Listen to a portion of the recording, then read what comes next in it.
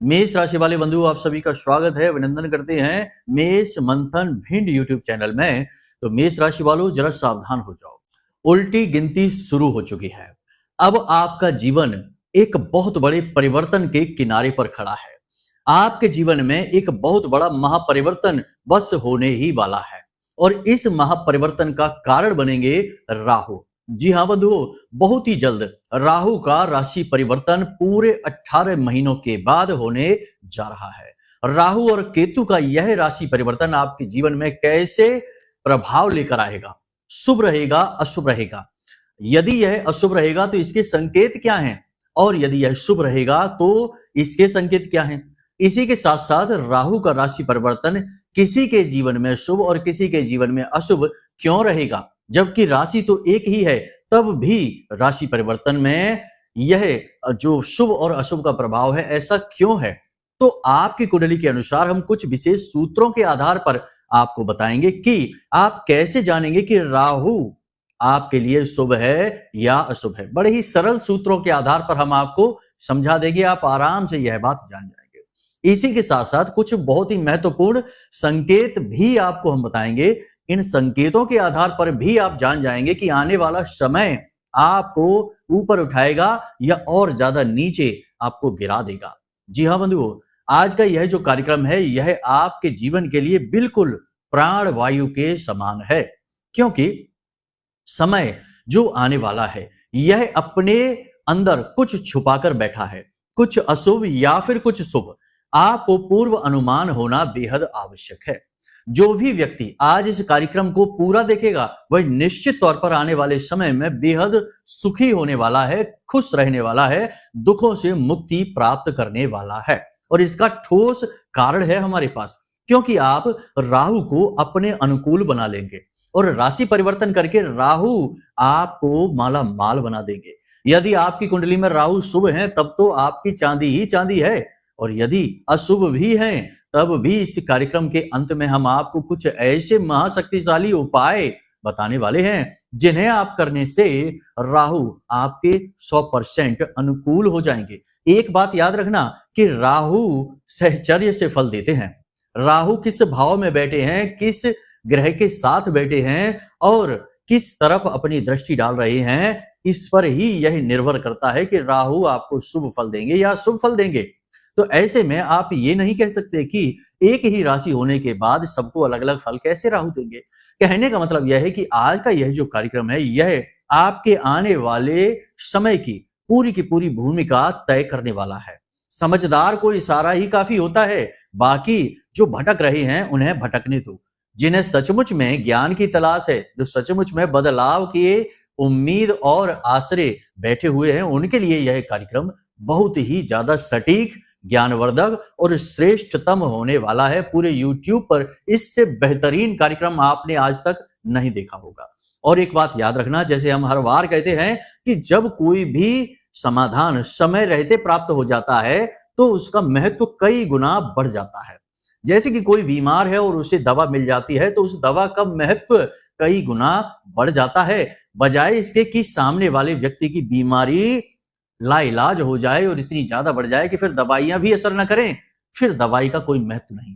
इसीलिए आज का यह जो कार्यक्रम है यह बिल्कुल समय के अनुकूल है, महामाई की कृपा के रूप में आपके पास आया है। इसे ठुकराना, इसकी अनदेखी करना, सीधे सीधे अपने जीवन में दुख तकलीफों को आमंत्रित कर लेना है।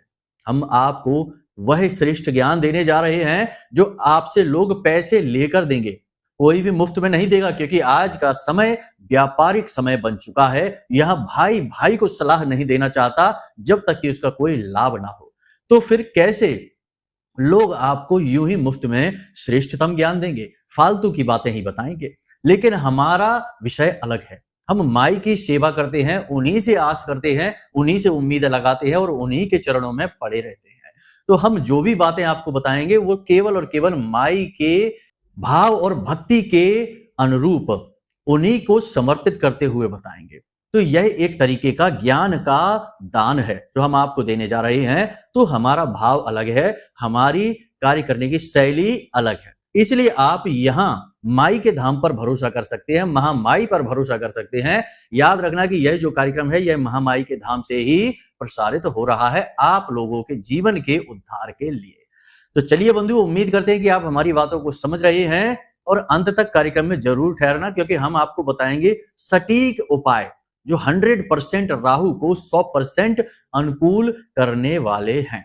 राहु के व्यवहार को समझते हुए, यूं ही नहीं कि उठा के कोई भी आपको बता दी हमने रेमेडी, काम करे या ना करे नहीं पता, नहीं, ग्रह का उपाय ग्रह के स्वभाव को समझते हुए करवाया जाए तब वह कारगर होता है। जी हाँ, तो बस वही आपको हम बताएंगे, तो अंत तक जरूर ठहरे रहना, ठीक है। तो चलिए अब कार्यक्रम को शुरू करते हैं। महामाई का नाम लेते हुए, जयकारा लगाते हुए कमेंट बॉक्स में पूरे भक्ति भाव के साथ लिख डालिए, जय मां भद्रकाली कृपा करो। महामाई निश्चित तौर पर कृपा करेंगी, कर चुकी हैं, तभी यह कार्यक्रम आप तक पहुंचा है। और यदि भाव गहरा है महामाई के लिए तो कमेंट बॉक्स में लिख देना कि मैं भी माई के परिवार का हिस्सा हूं। बड़े सौभाग्य की बात है कि महामाई के परिवार का हिस्सा बनने का इतना सरल अवसर आपको प्राप्त हो रहा है, इसे जाने नहीं देना। तो चलिए बंधु, अब अपने मूल विषय को प्रारंभ करते हैं। प्यारे मित्रों, हमारे अत्यंत प्रिय और परम पूज्य अमिताचार्य जी के पास मां बगलामुखी और मां भद्रकाली की साधनाओं का वर्षों का अनुभव है और माता रानी की इनके ऊपर पूर्ण कृपा और सिद्धि है। आचार्य जी ने अपने सटीक कुंडली विश्लेषण और श्रेष्ठतम उपायों के माध्यम से हजारों लोगों के जीवन को खुशियों से भरा है। आचार्य जी का कुंडली विश्लेषण और उपाय करवाने का तरीका इतना अद्भुत है कि जीवन के हर एक दुख और कष्ट का कारण जड़ से ही समाप्त हो जाता है। फिर समस्या चाहे जैसी भी हो, कर्जा बहुत बढ़ गया हो, व्यापार चल नहीं रहा हो, बीमारियों में आप बर्बाद हो चुके हो, रिश्तों में प्रेम समाप्त हो चुका हो, या फिर नौकरी ही ना मिल रही हो, विवाह में देरी होती हो, कैसी भी समस्या हो, इन समस्याओं का कारण क्या है, कौन सी महादशा परेशान कर रही है, कौन सा दोष लगा हुआ है, सब कुछ आचार्य जी इतना सटीक बताते हैं कि वर्षों वर्ष के दुख कुछ ही दिनों में समाप्त हो जाते हैं। अगर आपके जीवन में भी कोई ऐसी संकट की घड़ी है तो यही सही समय है जब आप पूज्य आचार्य जी के हाथों से अपनी कुंडली का विश्लेषण करवाएं और वर्षों से चल रहे दुखों और संकटों के इस चक्र से बाहर निकल जाए। प्यारे मित्रों, अभी वीडियो में दिए गए नंबरों पर फोन करिए और अपनी कुंडली का श्रेष्ठतम आकलन करवा डालिए। जिंदगी बदलने का ये सबसे बड़ा मौका हाथ से मत जाने दीजिएगा। जय माई की, महामाई आपका कल्याण करे। जैसा कि आप सभी जानते ही हैं कि 18 मई को राहु और केतु राशि परिवर्तन करने वाले हैं। राशि परिवर्तन करके ये अपने स्वभाव में कुछ न कुछ भेद, कुछ न कुछ अंतर अवश्य करेंगे। एक चीज याद रखना, देखो जो हम बातें बताते हैं वे बातें आपको कोई बताएगा नहीं, क्योंकि इन बातों में राहतें हैं, इन बातों में सुविधाएं हैं, और कोई मुफ्त में किसी को सुविधा क्यों दे देगा। हमने जैसा कहा कि आज का युग बाजारीकरण का युग है, तो हर चीज का मूल्य तय है। तो आपको हम बता दें कि जब भी कोई ग्रह राशि परिवर्तन करता है और वह बड़ा ग्रह हो, शक्तिशाली ग्रह हो, तो कुछ दिनों के लिए वह अपने प्रभाव को शून्य कर देता है, बिल्कुल ही शांत कर देता है। जी हां, अब कैसे तय करें यह? तो शनि का राशि परिवर्तन हुआ तो लगभग 27 दिनों तक कोई भी खास प्रभाव दिखाई नहीं देगा। जैसे कि किसी की 7.5 हट गई तो 27 दिनों तक कोई राहत नहीं, जैसा है वैसा ही रहेगा। 27 दिनों के बाद इसका प्रभाव दिखेगा। उसी प्रकार किसी की 7.5 शुरू हो गई या अढ़ैया शुरू हो गई तो 27 दिनों तक कोई खास प्रभाव नहीं, लेकिन उसके बाद फिर प्रभाव दिखाई देना शुरू होगा। अलग अलग ग्रहों के लिए अलग अलग मान और दिवस हैं। इसी प्रकार राहु की बात की जाए तो 7 दिनों तक कोई खास प्रभाव दिखाई नहीं देगा, ना तो पॉजिटिव और ना ही नेगेटिव, लेकिन उसके बाद फिर तेजी से प्रभाव दिखाई देने शुरू होंगे। तो जो प्रभाव हैं राहु के, वे अच्छे रहेंगे या बुरे रहेंगे, ये निर्भर करेगा कि राहु की आपकी कुंडली में, आपकी जन्मपत्री में क्या स्थिति है, शुभ स्थिति है या अशुभ स्थिति है। फिलहाल हम आपको बताते हैं कुछ ऐसे संकेत जो आपको पिछले कुछ दिनों से दिखाई देने शुरू हो चुके हैं। देखिए कि जब कोई बड़ा परिवर्तन होने वाला, जैसे सुनामी आने वाली होती है, तो सागर कुछ पीछे हट जाता है, किनारों को छोड़ देता है, ये सुनामी के आने का संकेत है।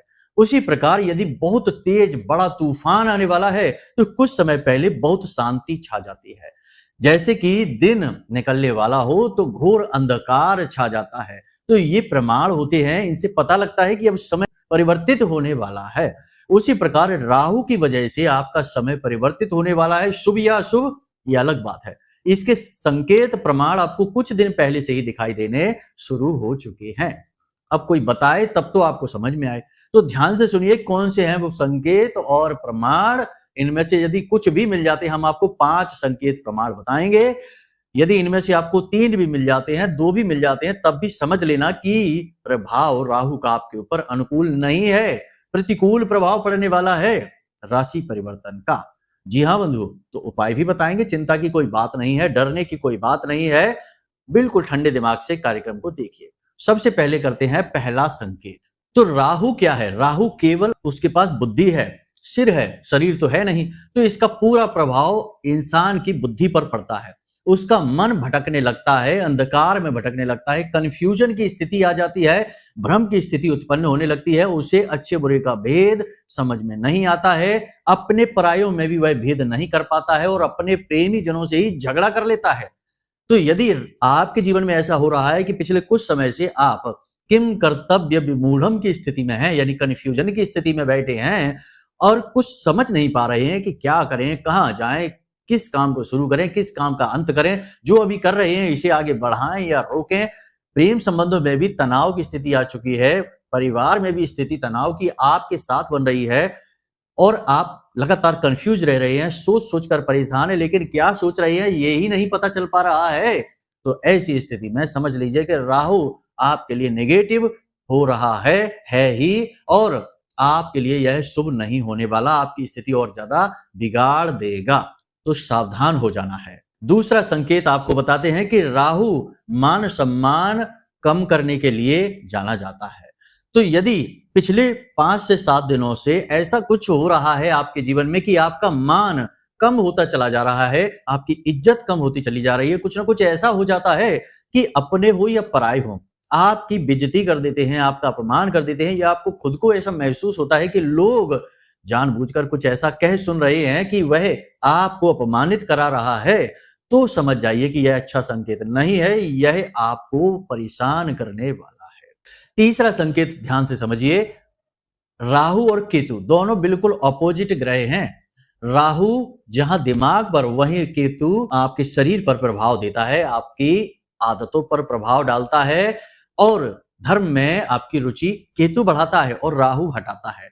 तो अब हो ये रहा है कि पिछले 5 से 7 दिनों से यदि आपको भगवान की पूजा पाठ करने का मन नहीं होता, भगवान में विश्वास कम होता जा रहा है, धर्म में विश्वास कम होता जा रहा है, जब भी धर्म कर्म की बात चले तो आपको क्रोध आने लगता है, मन में गुस्सा भड़कने लगता है, अजीब सी नकारात्मक स्थिति बन गई है, ना तो आप भगवान का नाम लेना पसंद करते हैं और भगवान से शिकायतें भी कर रहे हैं कि आपके जीवन में जितनी भी परेशानी है उसका कारण भगवान है। क्यों भगवान ने आपको इतना परेशान कर दिया, क्यों दुख में डाल दिया, क्यों ये कर दिया, वो कर दिया, इस तरीके की चीजें। यानी भगवान के प्रति अरुचि, भगवान का विरोध, धर्म का विरोध यदि मन में उत्पन्न हो रहा है तो 100% राहु आपका अनुकूल नहीं है। इसे अनुकूल करने की जरूरत है, वरना आप बहुत ज्यादा परेशान हो जाएंगे आने वाले समय और काल में। चौथा संकेत पहचानिए कि आपके घर में यदि कोई पालतू जानवर है और वह बहुत ज्यादा बीमार हो जाता है या उसकी मृत्यु हो जाती है तो 100% राहु प्रतिकूल है, आपको कुछ करने की जरूरत है।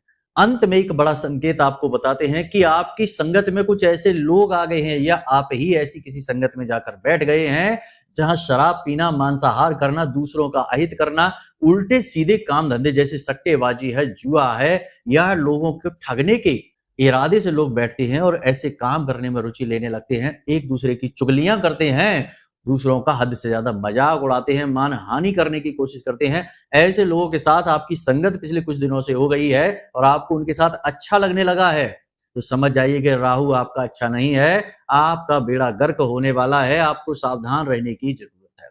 कुछ अच्छे संकेत भी हैं, यदि ये आपको मिल रहे हैं तो आपको बहुत खुश हो जाना है।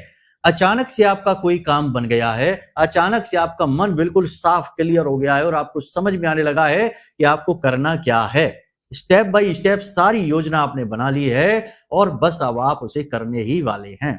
अचानक से आपके संबंध मधुर होने लगे हैं, लोग आपसे प्रभावित होने लगे हैं, आपकी बात, आपकी शैली और आपके बात करने के तरीके से लोग आपकी ओर आकर्षित होने लगे हैं। और यदि आप अपने आत्मबल को बढ़ाने लगे हैं, यानी कि योग प्राणायाम करने लगे हैं, कसरत करने लगे हैं, अपने स्वास्थ्य पर ध्यान देने लगे हैं, मन आपका अच्छा रहने लगा है, ऊर्जावान रहने लगा है, तो राहु आपका बहुत अच्छा है, आपकी चांदी ही चांदी होने वाली है।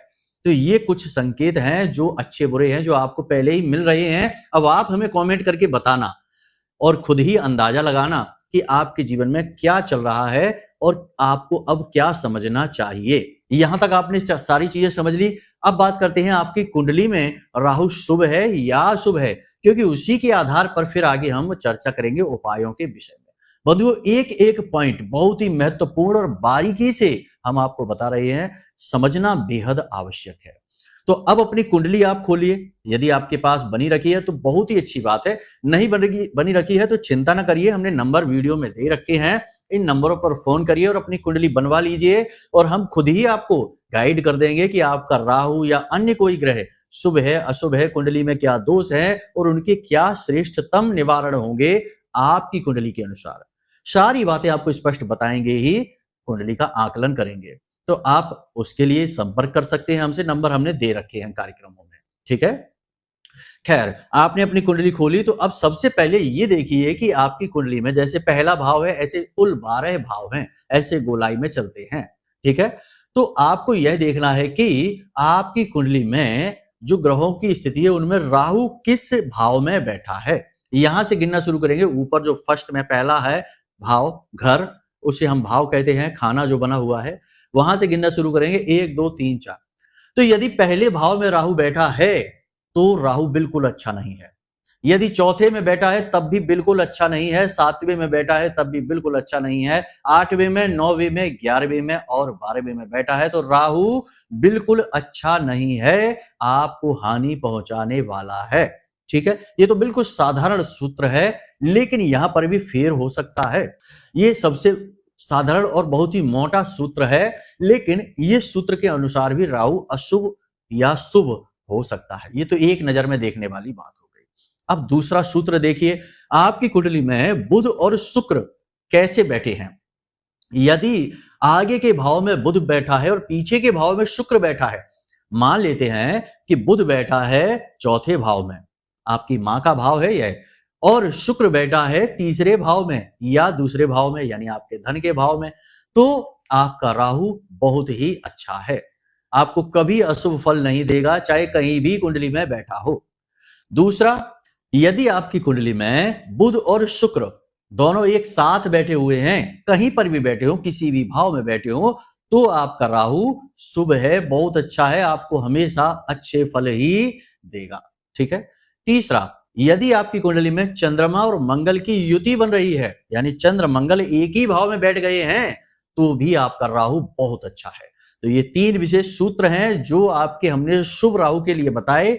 अशुभ राहु की भी बात कर लेते हैं। यदि आपकी कुंडली के 11वें भाव में, जो आपकी आय का भाव है, आमदनी का भाव है, वहां गुरु बैठे हैं, तो आपका राहु अशुभ हो जाता है। इसी प्रकार यदि आपकी कुंडली में सूर्य और शनि की युति बनी है, यानी सूर्य और शनि एक साथ बैठे हैं किसी एक भाव में, तो आपका राहु खराब हो जाता है। किसी भी जगह पर बैठा हो, चाहे ये युति किसी भी भाव में बन रही हो, राहु आपका खराब हो जाएगा। इसी प्रकार कुंडली का 12वां भाव जो होता है, यानी अंतिम जो घर है, भाव है, वहां पर राहु यदि बैठ जाता है तो राहु खराब हो जाता है या नीच का हो जाता है, हालांकि यह राहु का ही भाव है। और यदि इसी भाव में सूर्य आकर बैठ जाता है तब भी राहु आपका खराब हो जाता है।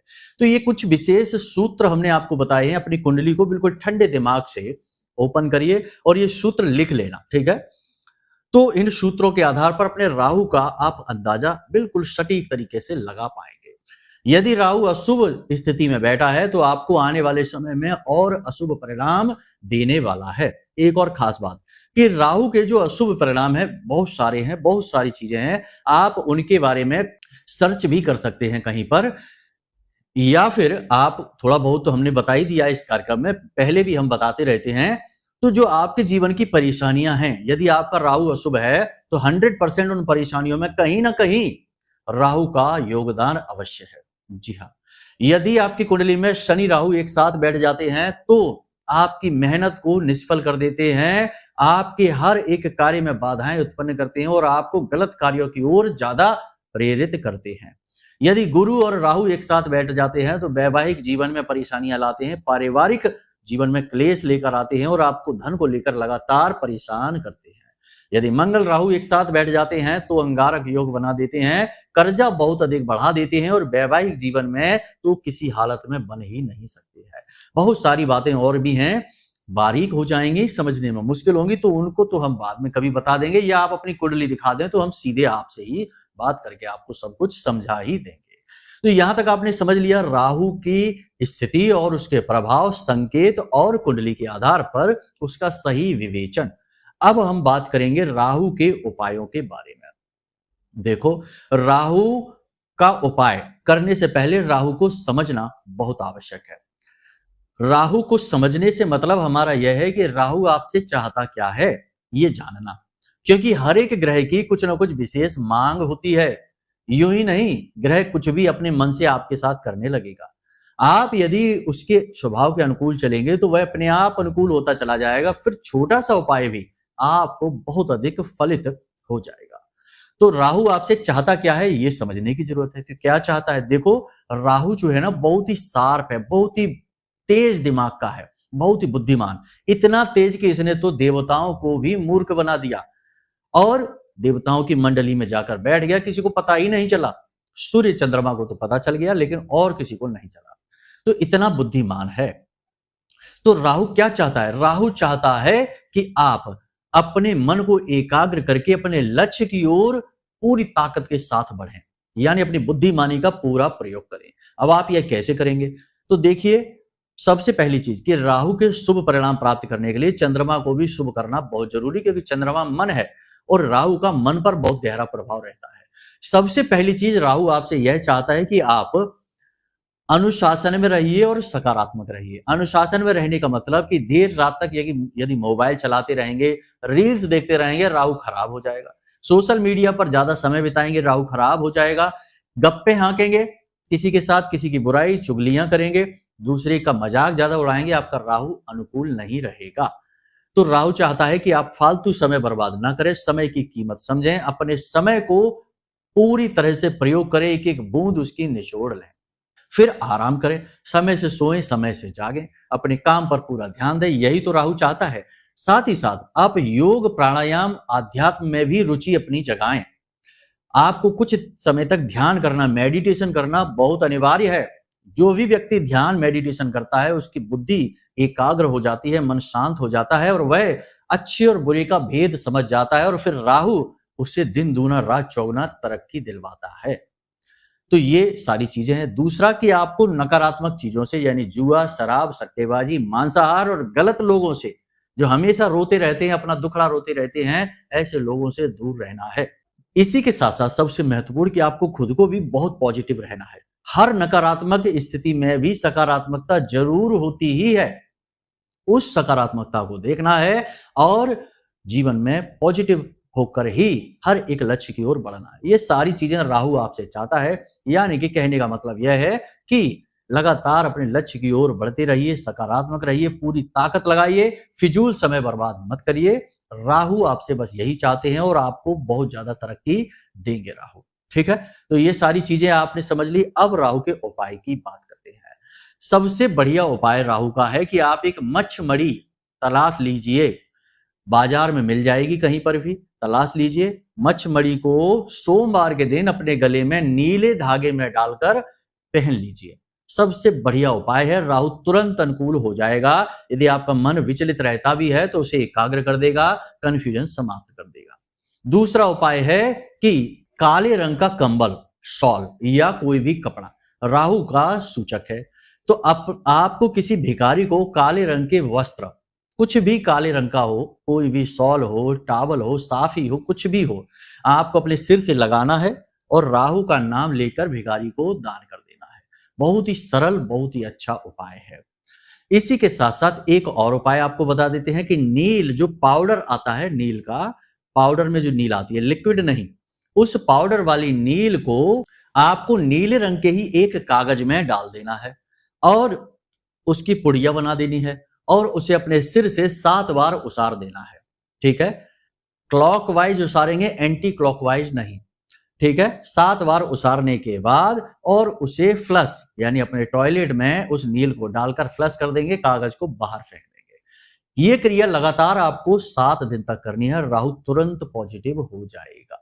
ठीक है, तो बस इन क्रियाओं को करिए और अपने मन को समझिए और आने वाले समय और काल में कुछ बड़ा, कुछ अच्छा करने की तैयारी कर लीजिए, क्योंकि अब राहु आपको रातों रात लखपति करोड़पति बनाएगा, आपकी कामयाबी में बहुत बड़ा योगदान देगा। जिसको राहु तारे उसे फिर कोई ना मारे। जी हाँ बंधुओं, तो उम्मीद करते हैं कि सारी बातें आपने समझ ली हैं। अब आप इन बातों का प्रयोग करेंगे और अपने जीवन को बदल डालेंगे। यदि कोई प्रश्न मन में उठे या कुंडली विश्लेषण कराना है तो नंबर वीडियो में दे रखा है, इन नंबरों पर फोन करिए, सारी जानकारी प्राप्त कर लीजिए। तो चलिए बंधु, आज के इस कार्यक्रम को यहीं विराम देते हैं। हमेशा हंसते रहिए, मुस्कुराते रहिए, सकारात्मक रहिए, महामाई पर अपनी आस्था और विश्वास बनाकर रखिए, क्योंकि आपका उद्धार तो वहीं से होना है। तो प्रेम से बोलिए जय माई की। हमारे प्रिय और परम पूज्य आचार्य जी ने अपनी साधनाओं के अनुभवों पर आधारित शक्तिशाली उपाय और क्रियाओं के माध्यम से हजारों लोगों के जीवन को पूरी तरह से बदला है। आचार्य जी के द्वारा बताया गया हर एक उपाय इतना सटीक और कारगर होता है कि जो भी इसे पूरे भाव के साथ कर लेता है उसे साक्षात महामाई की कृपा और आशीर्वाद प्राप्त हो जाती है। इसलिए निसंकोच इन उपायों को पूरे भाव के साथ करिए, आपका कल्याण होगा। जय माई की।